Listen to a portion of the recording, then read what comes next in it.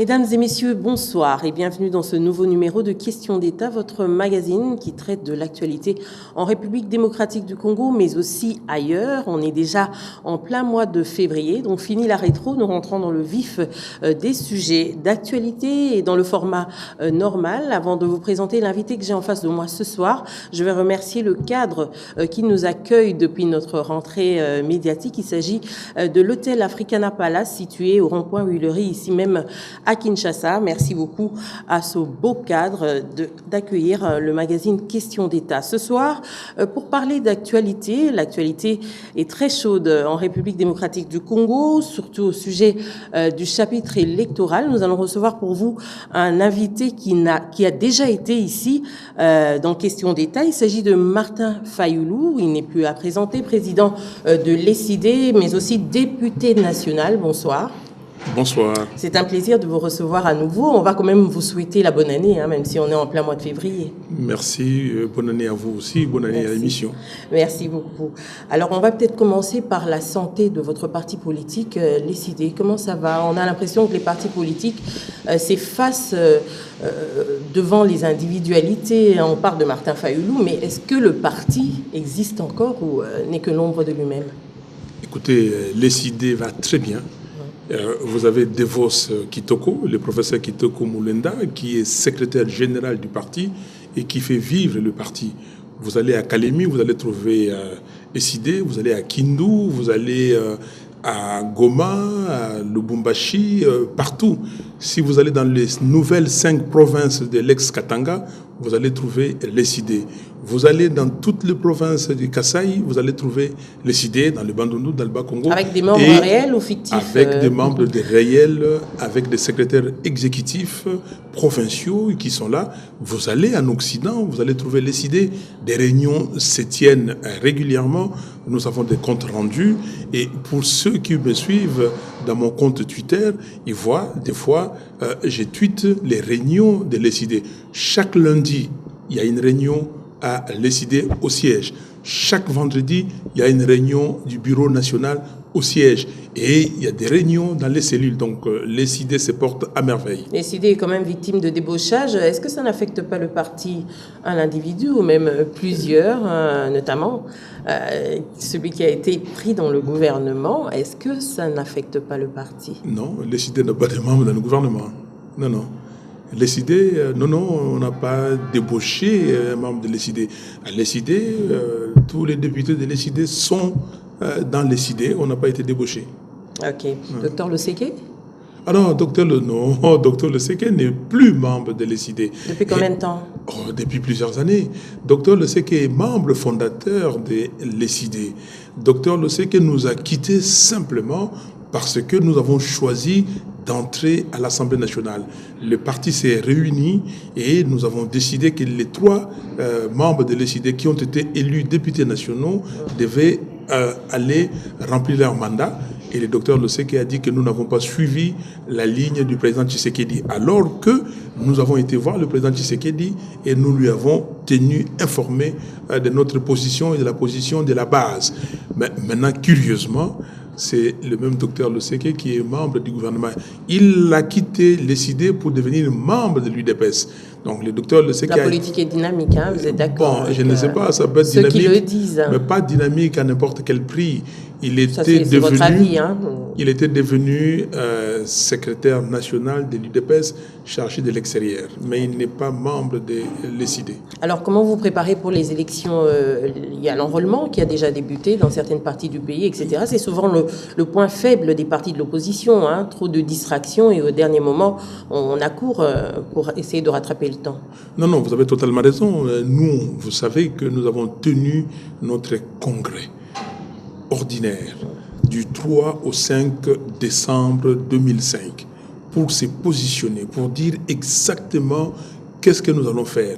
Candidat président de la République, comment nous allons entreprendre la préparation de ces élections présidentielles et élections législatives nationales et aussi élections provinciales. Vous allez avoir un candidat à l'échéance, à l'élection présidentielle aussi? Mais bien sûr, l'ESID a décidé le 5 décembre lors de la déclaration finale de son congrès que Martin Fayulu, son président, était candidat président de la République. C'est comme les ça présidents des partis sont des despotes, des véritables despotes. Il n'y a personne d'autre dans le parti qui peut se présenter en dehors de vous. C'est l'ECID qui a décidé, et ça rime bien, au cours, donc à la fin de son congrès, que ça devait être ainsi.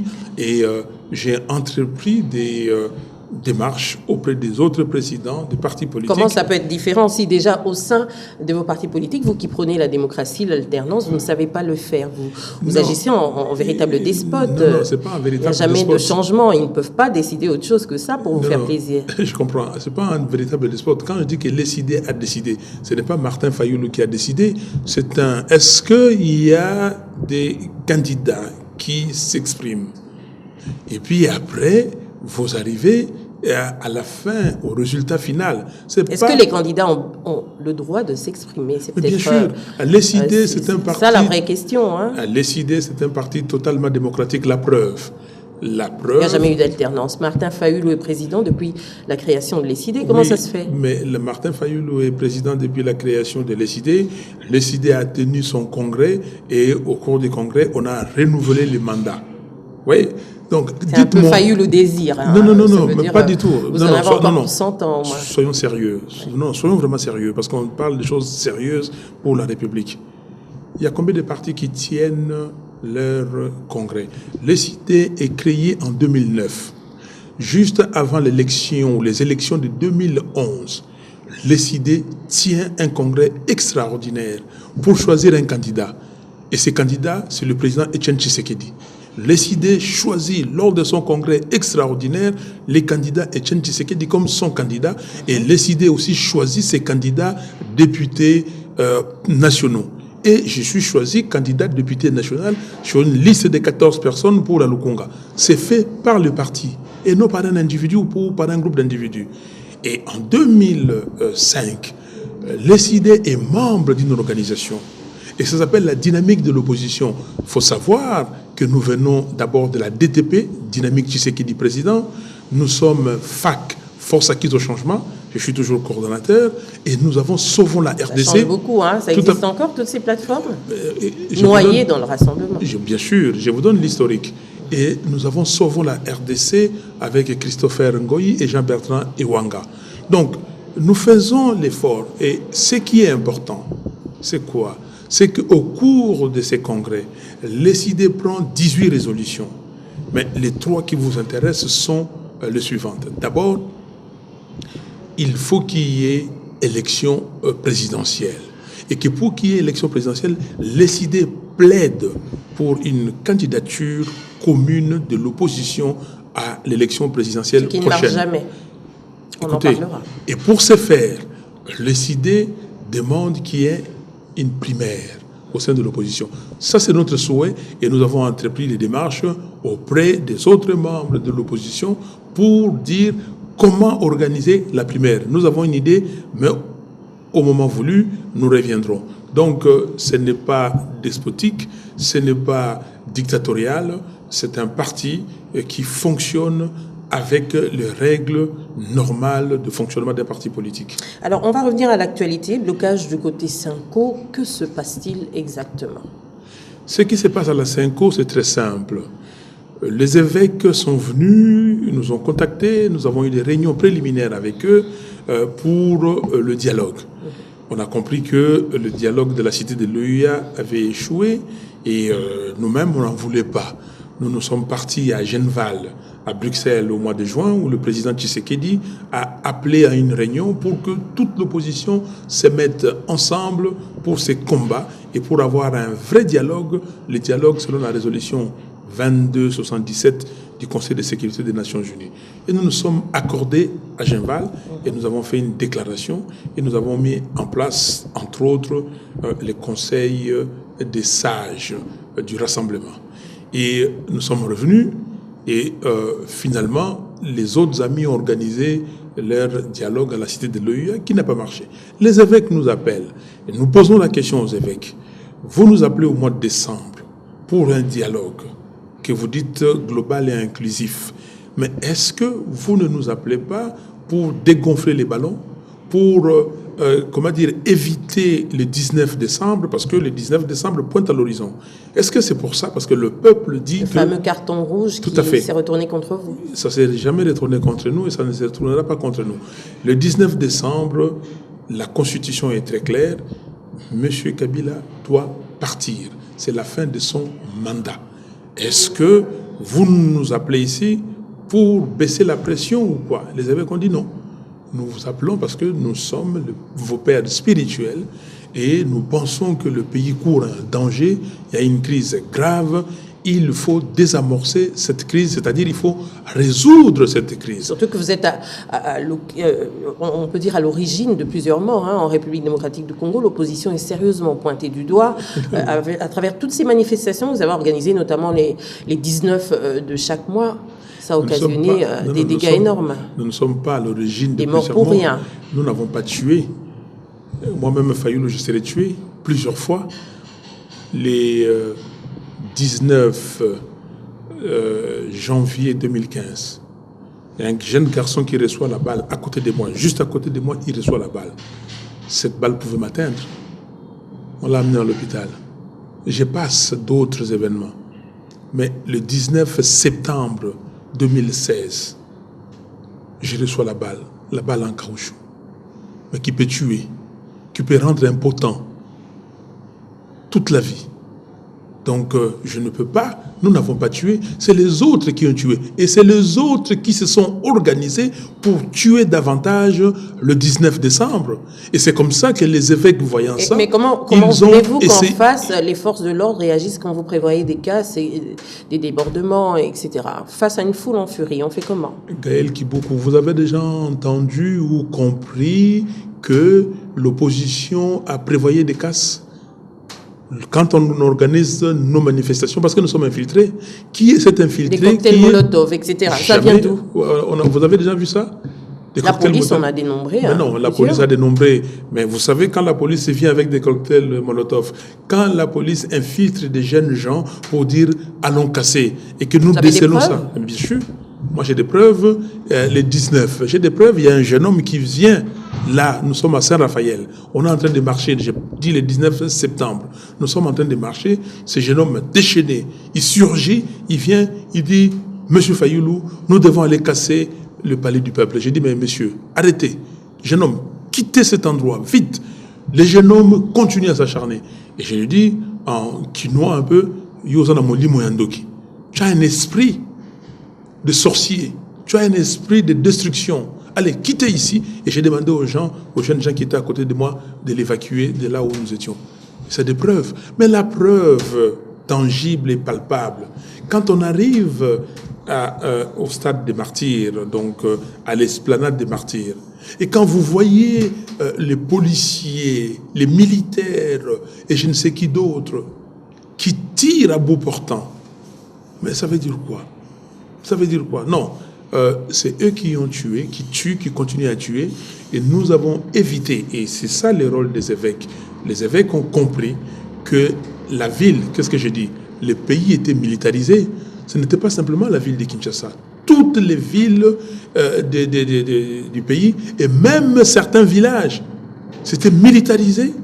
Militarisé, pourquoi? Alors, les évêques ont convoqué ce dialogue. Nous avons participé, nous avons accepté et nous continuons à y être. Nous avons signé l'accord de la Saint-Sylvestre, l'accord du 31 janvier 2016. C'est grâce à cet accord que le pays s'est calmé. C'est cet accord qui est aujourd'hui, qui octroie la légitimité à toutes les institutions de la République. On parle d'un glissement consensuel, finalement, et pendant ce temps, vous êtes, vous aussi, dans la course au pouvoir. C'est le partage des postes. Vous appelez ça glissement consensuel. Moi, j'appelle ça la légitimité trouvée suite à quoi? Suite à un manque de volonté d'organiser les élections. Parce que, vous connaissez la Constitution congolaise, il est dit que tous les 5 ans, il faut qu'il y ait une organisation et des élections. Les élections, c'est on photographie la situation politique. Et le peuple dit, c'est tel tel autre, tel autre. C'est tel qui est président de la République, c'est tel et tel autre qui sont députés nationaux, qui sont députés provinciaux, ainsi de suite. Il faut les élections. Mais la CENI, instrumentalisée, ne veut pas organiser ces élections. Et ça crée une crise grave. Mais vous parlez des cartons rouges. Il n'y a pas un thermomètre de mauvaise foi. De l'autre côté, on a l'impression que vous acharnez sur la personne ou le poste de chef de l'État. Mais de l'autre côté, ça profite aussi aux députés. Il y a des sénateurs qui sont encore en fonction depuis deux législatures. Toutes les autres institutions aussi n'ont pas été mises en place. Donc il n'y a pas que l'élection présidentielle qui n'a pas eu lieu. Mais vous avez totalement raison. Pas que l'élection présidentielle. C'est pour cela qu'il n'y a pas d'acharnement sur un individu. Il y a vous parlez plus du chef de l'État, de l'alternance au sommet de l'État. Alors, il faut bien lire les rapports du conclave, du rassemblement, qui est très clair. Que toutes les institutions arrivées fin mandat doivent partir. Parce que le carton rouge n'était pas décerné à toutes les institutions mais les cartons hors rouges, mandat. Non, mais les cartons rouges, non. D'abord, il y a un préavis. Quand on donne les préavis à la CENI. Les préavis, c'est quoi? C'est pourquoi? C'est pour dire à la CENI, c'est le 19 septembre, c'est la date butoir, et avant cette date, au plus tard cette date, vous devez convoquer les élections. Pas simplement l'élection présidentielle, mais et les autres élections. Évidemment, l'élection présidentielle, le calendrier est fixé par la Constitution. Quand l'article 73 vous dit que la CENI convoque l'élection présidentielle 90 jours avant la fin du mandat du président en exercice. C'est ça. Donc, ce n'est pas simplement ça. Nous avons dit, moi je suis député, je dis à tout le monde, s'il n'y a rien, il n'y a pas d'accord, il n'y a rien, février, c'est le 22 ou le 26, je quitte l'Assemblée nationale, parce que j'ai été élu pour 5 ans. J'ai été élu pour 5 ans, pas plus. Je quitte. Et d'ailleurs, à la dynamique, nous avons pris cette décision que l'Assemblée nationale, le Sénat, les assemblées provinciales tombent. Ça, c'est notre proposition de la dynamique. Bien que à la dynamique, nous ayons... le vide institutionnel. Tout à fait. Bien qu'à la dynamique, nous ayons des députés. Beaucoup. Et nous avons décidé... C'est sans danger pour la République? Non, ce n'est pas sans danger, parce que c'est une période courte d'1 an. Et cette période, les gouvernements peuvent prendre des décisions qui concernent qui devaient être des lois votées par le Parlement. Les gouvernements pouvaient les prendre par ordonnance loi. Donc, l'Assemblée devait partir et vote une loi d'habilitation et donne au gouvernement le pouvoir de traiter ces domaines législatifs. C'était ça. Mais évidemment, nous sommes en démocratie, on a été minorisé sur ce point-là, on a dit que ces institutions continuent. Donc, vous voyez que ce n'est pas simplement le président ou tel... Non, c'est toutes les institutions de la République qui sont fait mandat. Et c'est pour cela que j'ai dit, et toutes ces institutions, y compris le Sénat, aujourd'hui, ils ont leur légitimité par l'accord. Et si l'accord n'est pas appliqué, voyez ce que ça va faire. L'accord, c'est quoi? C'est la feuille de route qui évite la crise de légitimité au pays.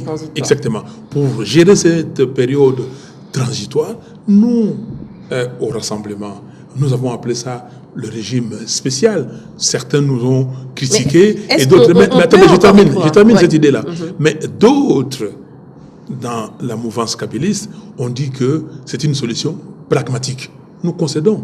Que ce soit régime spécial ou solution pragmatique, nous sommes d'accord. On aime les jeux de mots en RDC. Exactement, on aime les jeux de mots, mais ce qui est les jeux de mots, par exemple, quand nous disons que c'est une période de transition, on dit que non, c'est une période préélectorale, électorale. Jeu de mots, mais ça veut dire la même chose. Voilà. Alors, on revient au blocage de la CENI. Mode de désignation du Premier ministre, ça pose problème, ou même course au pouvoir. On parle vraiment de répartition des postes entre les différentes forces au sein du rassemblement, par exemple. Alors, comment sortir de tout ça? On a le temps qui court, on a un sérieux problème de timing, et là, c'est le statu quo. La population devient inquiète. Non, vous avez totalement raison.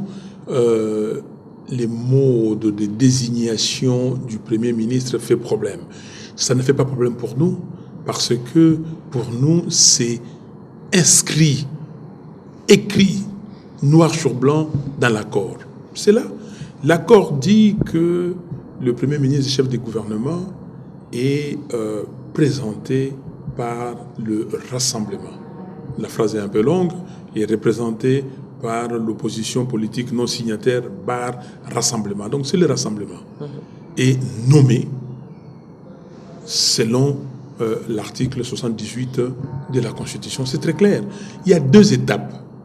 La première, c'est la présentation du Premier ministre par le Rassemblement. C'est à ce niveau-là que nous sommes. Les amis de la mouvance... Pourquoi ne pas continuer dans les concessions? Parce que vous avez déjà commencé à présenter plusieurs candidatures.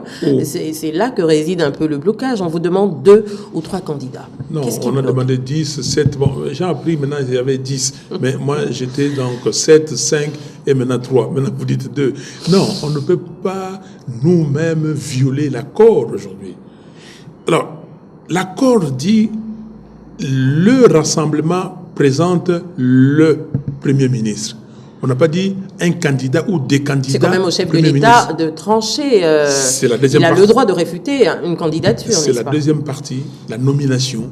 C'est la deuxième partie. D'abord, nous sommes bloqués au niveau de la présentation. La deuxième partie, c'est la nomination. Ça, c'est une deuxième partie.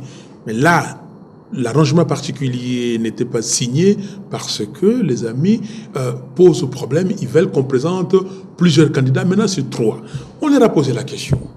Mais depuis quand vous faites ça? Il dit que non, c'est leur pratique. Chez eux, c'est comme ça. On leur a dit non. Gizenga, en 2006, 2007, a été présenté seul. Le Palou, après avoir signé cet accord avec le PPRD pour créer une mouvance PPRD, IDEMO et Palou. Enfin, ils appelaient ça déjà la majorité présidentielle, IDEMO, Palou. Mais on a dit que le poste de Premier ministre revenait au Palou. Le Palou a présenté Gizenga, que quelqu'un nous donne une liste où le Palou avait présenté 3 candidats. Et dans l'accord... Toutes les situations ne sont pas pareilles. On est dans un contexte particulier, vous l'avez dit. Mais bien sûr, mais ce contexte-là a été aussi particulier parce qu'ils nous ont dit c'est la jurisprudence, c'est la pratique. Non, ce n'est pas la pratique parce que nous savons que Gizenga a été présenté et c'était ainsi. Et quand, en 2008, Gizenga est parti, il a démissionné, arrangement interne, c'est normal. Mais le Palou a présenté Mouzito seul. Et c'est bien dit pour... gérer des communs accords. Mais au sein même du rassemblement, il y a des sons discordants à ce sujet. Certains pensent que ce ne serait pas un péché de présenter plusieurs candidats, surtout qu'on court face au temps. Vous savez, comme disait le professeur Kamana, qu'il faut changer les logiciels du Congolais. Et je suis totalement d'accord avec vous, parce que avec lui, pardon. Je ne comprends pas. Vous dites que au rassemblement, il y a des sons discordants. Mais c'est comme ça que nous ne voulons pas les 3 noms. Parce que ces sons discordants vont commencer à aller faire allégeance pour dire que non, il y a tel nom, moi, je milite pour tel nom, est-ce qu'on peut faire des concessions? C'est ça qu'on ne veut pas. Le pays est déjà en crise. Nous voulons éviter une autre crise. Et nous avons demandé à nos amis, si vous ne voulez pas désagréger le rassemblement, pourquoi demandez-vous 3 noms? Pourquoi vous demandez-vous 3 noms? Parce que vous avez une intention malveillante de désarticuler le rassemblement. Et ça va servir à qui? Le pays n'a pas besoin de ça. Le pays a besoin d'un gouvernement responsable. Un gouvernement qui puisse remplir les 3 missions qui lui ont été confiées par l'accord de la Saint-Sylvestre. C'est-à-dire quoi? 1. L'organisation des élections en 2017. 2. Comment alléger la misère du peuple? On est habitué ici au Congo à dire les social du peuple. 3. La sécurité du pays, la sécurité des personnes et de leurs biens. Regardez ce qui se passe à l'est du pays. On reparle encore du M23. Là, ce gouvernement a ces 3 missions prioritaires. Laissez le gouvernement travailler. Déjà, nous sommes début février. Début février, nous avons déjà égrené 1 mois. Et le mois de février peut partir comme ça. Mais Martin Fayulu, on va dire les choses comme elles sont. Aujourd'hui, on parle de la candidature unique, je pourrais le dire comme ça, de Félix Tshisekedi, fils d'Étienne Tshisekedi, qui ne met pas tout le monde d'accord au sein du rassemblement. Aujourd'hui, les ambitions se dessinent. On peut parler de la question de Freddy Matungulu, on peut parler de Kia Kwama, tout ce qui s'est passé autour de ça. Mais exactement. Pourquoi soutenir cette candidature? Parce qu'il est fils d'Étienne Tshisekedi. Pourquoi absolument lui? Qu'est-ce que vous mettez dans ce profil de Premier ministre incontournable? C'est les compétences, c'est l'appartenance à la famille Tshisekedi. Qu'est-ce qui se passe au sein du rassemblement? Quand George Bush est candidat des Républicains, c'est parce qu'il est le fils de Bush père.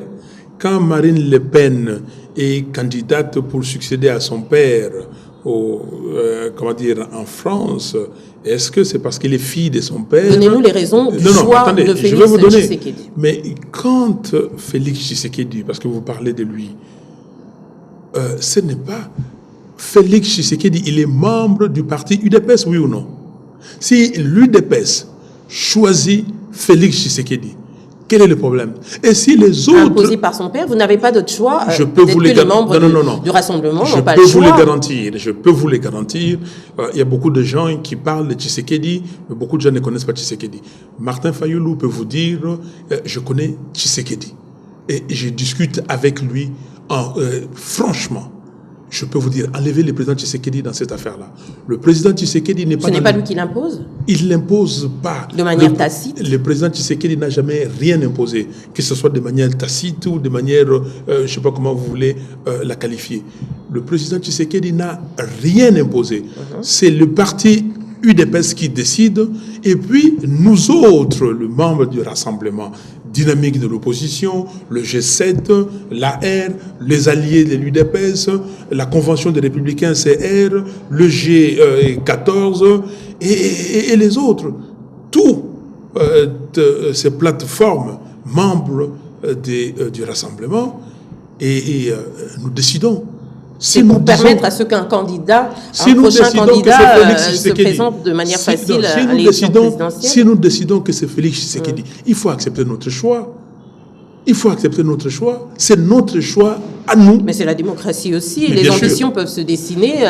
Si tout le monde n'est pas d'accord, on fait quoi? Les ambitions peuvent se dessiner.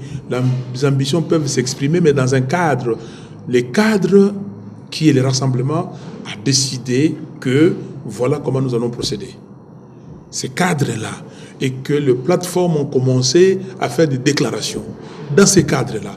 Mais si un individu, même s'il est membre d'une plateforme du rassemblement, s'il décide, effectivement, il est libre, mais est-ce qu'on a dit que le Premier ministre sera présenté par une plateforme ou par un parti où un membre peut se décider? On a dit qu'il sera présenté par le rassemblement. Et le rassemblement a décidé ainsi, et ça doit être ainsi. Donc, alors, si vous voulez, parce que la démocratie, je ne sais pas, ce n'est même pas la démocratie. La démocratie ne veut pas dire désordre. La démocratie veut dire l'ordre. D'abord. Et c'est ça que nous déplorons ici. Nous ne sommes plus dans un état de droit. Et vous sanctionnez quand même sévèrement les gens qui osent donner leur avis au sein du rassemblement. C'est pas très démocrate. C'est ça la loi, c'est ça l'ordre. L'ordre, c'est-à-dire que... Et c'est ça, c'est malheureux. Et c'est ça que nous disons à nos amis. S'il y avait l'ordre, respect de la loi, respect de la Constitution, on ne serait pas là. On aurait eu les élections. On aurait eu la photographie de la représentation populaire. Un point, un trait, on aurait un président de la République aujourd'hui. On ne serait pas en train de parler de la présentation d'un Premier ministre. Non. Et nous ne voulons pas respecter cet ordre-là. Nous, au rassemblement, nous disons qu'il faut respecter l'ordre. Et c'est pour cela, toute personne qui s'écarte de principes préétablis, et cette personne doit être frappée. Et c'est comme ça. Et je peux vous le dire. Vous savez, je viens d'un système d'entreprise privée. Et je viens d'un système où il y a l'ordre. On ne blague pas. Et chez nous, et dans le parti... Pas d'impunité. Il n'y a pas d'impunité. Il n'y a pas d'impunité. On peut, quelqu'un qui confesse, qui dit, excusez-moi, je me suis égaré et tout ça, je n'ai pas compris, peut-être, on peut regarder. Mais si quelqu'un vient... Il y a un véritable tribunal au sein du Rassemblement. Mais dites-moi, au regard de tous ces tumultes, comment on va avancer vers les élections? Les gens se disent, le Rassemblement va peut-être s'émietter, il y aura un déchirement assez violent. Déjà, vous le dites clairement, vous soulignez votre désir de vous présenter à la candidature suprême. Ici, en République démocratique du Congo, est-ce que ça ne gênerait pas le président Tshisekedi ou les prochains candidats à l'élection présidentielle? L'opposition a toujours, je dirais, n'a pas réussi quant à ce choix d'une candidature unique aux dernières échéances. Ça va se passer comment cette fois? Ça va se passer très simplement. Le président Tshisekedi... Vous allez émietter les scores face à une majorité soudée. Est-ce que vous pensez arriver à cette alternance? Je vous ai parlé de la primaire. Il faut que ce soit clair. Qui sera ou non accepté par les autres. Mais il faut compter sur ça aussi. Non, mais attendez, il faut qu'on soit clair. Le président Tshisekedi, j'ai tout le respect du monde. Mais je peux vous le dire, si le président Tshisekedi dit qu'il est candidat, Fayoulou va s'effacer. Comprenez ça? Je ne peux pas aller dans une primaire avec le président Tshisekedi. On reviendra donc plus ou moins à la situation de 2011. Et ça veut dire que, vous savez que j'étais un des coordonnateurs de la dynamique Tshisekedi président avec Franck Diongo, et j'étais vice-coordinateur avec Franck Diongo. L'opposition a été incapable de se mettre tout Thérèse ensemble. Pakas était notre coordinatrice. Donc, si le président Tshisekedi est candidat, je m'efface. OK? Mais si le président Tshisekedi n'est pas candidat, je demande. Vous allez faire la face primaire. à Moïse Katumbi qui a déjà annoncé sa candidature ou à d'autres? J'ai déjà discuté avec Moïse Katumbi. Qui est candidat présenté par le G7, ils ont changé d'avis? Non, ils n'ont pas changé. Laissez-moi terminer, Gaël Kiboukou. J'ai déjà discuté avec Moïse Katumbi dès la primaire. On en a déjà parlé. Je peux vous donner la date très clairement, le 21 janvier